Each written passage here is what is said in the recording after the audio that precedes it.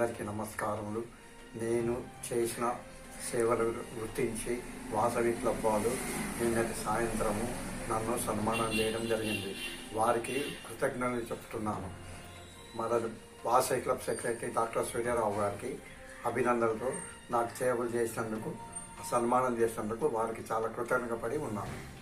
ఇవ్వాలని కోరుకుంటూ